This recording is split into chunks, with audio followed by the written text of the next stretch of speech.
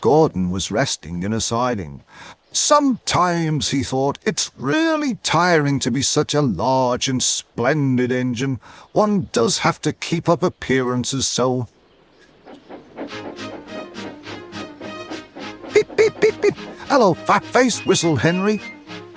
What cheeks, spluttered Gordon.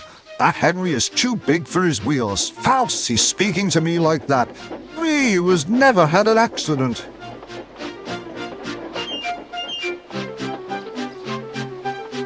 Aren't jammed whistles and burst safety valves accidents? Asked Percy innocently. No, indeed. High spirits might happen to any engine. But to come off the rails like Henry did, well, I ask you, is it right? Is it decent?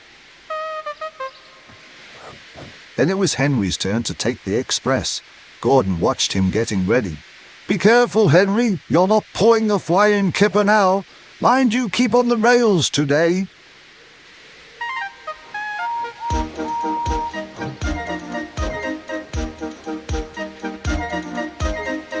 Henry went off in a huff, and Gordon yawned and went to sleep. But not for long. Wake up, Gordon, said his driver. A special train's coming, and we're to pull it. Is it coaches or trucks?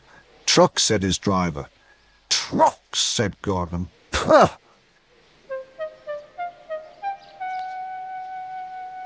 Gordon's fire was slow to start, so Edward had to push Gordon to the turntable to get him facing the right way.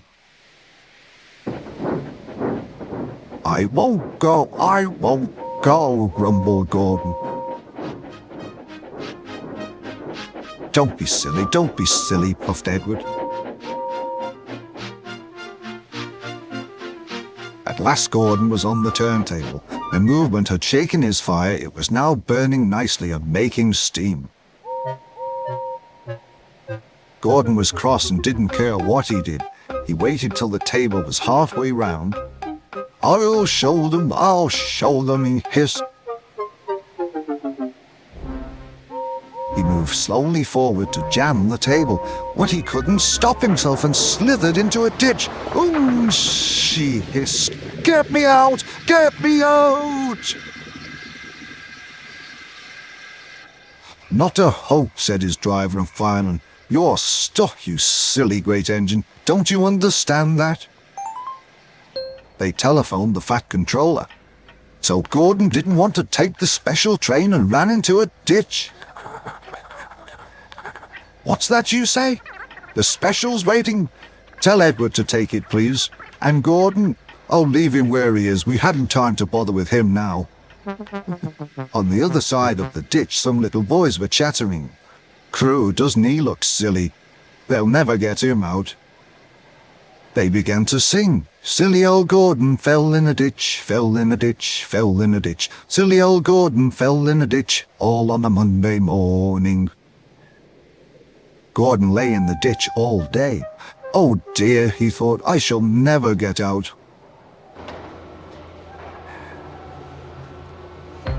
But that evening they lifted Gordon and made a road of sleepers under his wheels to keep him from the mud. Strong ropes were fastened to his back end, and James and Henry, pulling hard, managed to bring him to safety.